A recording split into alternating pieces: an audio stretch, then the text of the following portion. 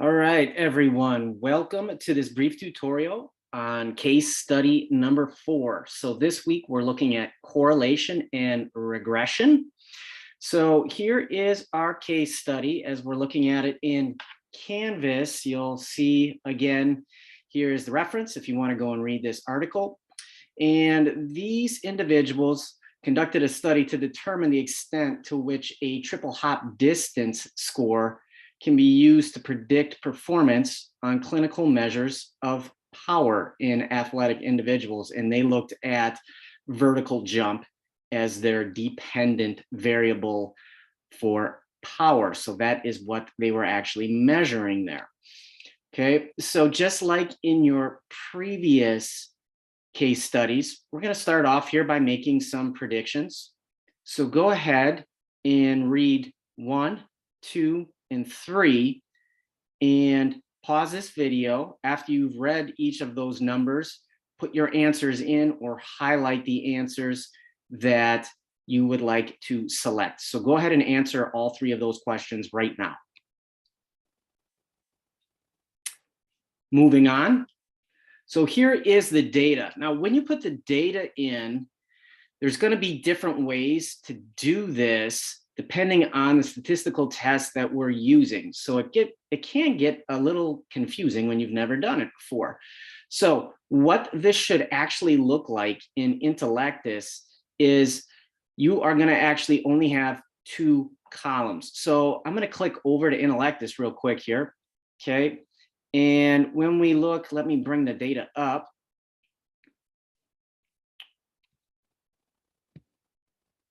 Here's what it should look like here.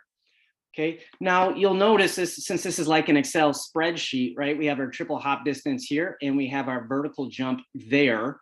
Now, if we go to the case study sheet, okay, subject number 1, if we're reading from left to right, their triple hop distance is 615 centimeters and their vertical jump height is 73 centimeters. So we're going to put things into Intellectus just like you see them on this sheet here. Now, what you won't have to put in are going to be these numbers on the left-hand side.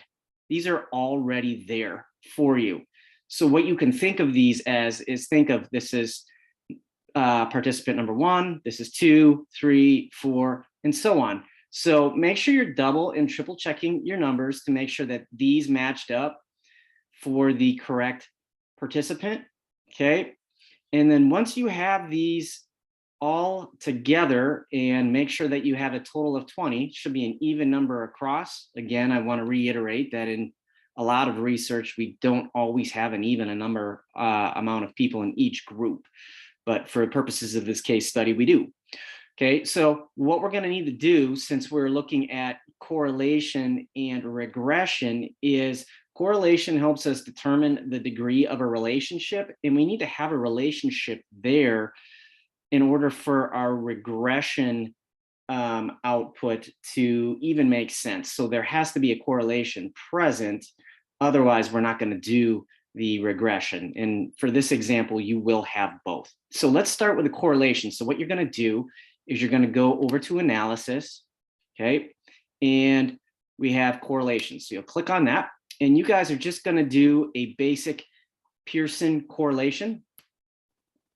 All right, so now we have to tell Intellectus what variables we want to correlate to one another.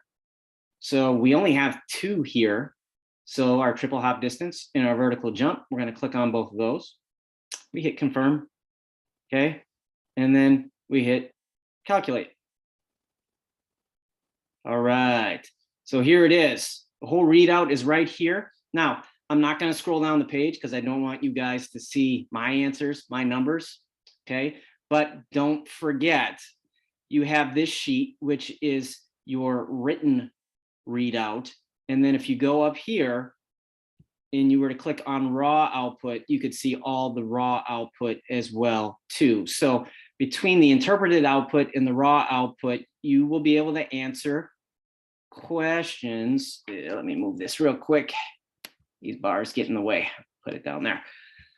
You will be able to answer questions on here. Number 1, number 2, number 3, 4, 5. Number 6 is going to come directly from your book. We have talked about that already. So some of you may recall that answer, and you have seen that on another assignment. I'm just kind of hammering and emphasizing that question home a little bit more. Okay. When we are looking at number 7, this is your key word right here. That's all I'm going to say. I've been beating this to death. Your book has as well too. So not a trick question, but make sure you're tuning into that word causes in order to write up your answer for that. Okay. Then for questions 8, 9, 10, and 11, now we have to run a regression. So we can get through 1 through 7 with just the correlation output. It should all be there. Okay, so let's go back. I'll show you how to run the regression. If we go over to the side here and we got a tab for regressions, we'll click on it and we're only comparing 2 things. Or we're trying to see how much triple hop distance can explain the variance or the variety of outcomes that could potentially play into an individual's vertical jump height. So we're going to click on linear regression. Okay, this is extremely important.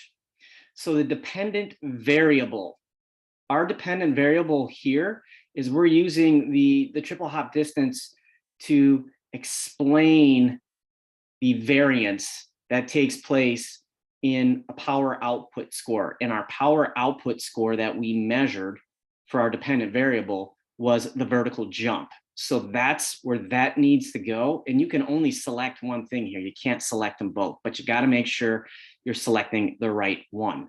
So we're going to go vertical jump and we'll hit confirm.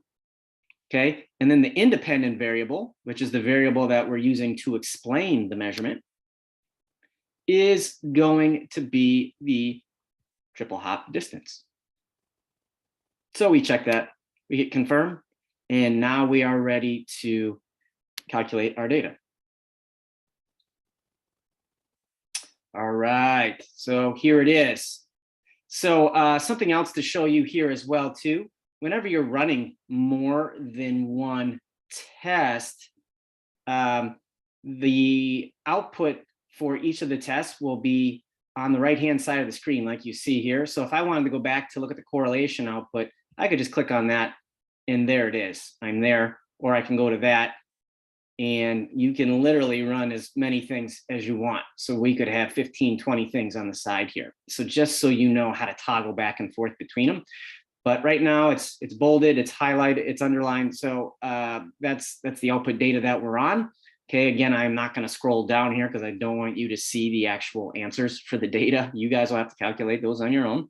But don't forget here as well too, this is your interpreted output page, and then you have more numbers provided to you on the raw output page.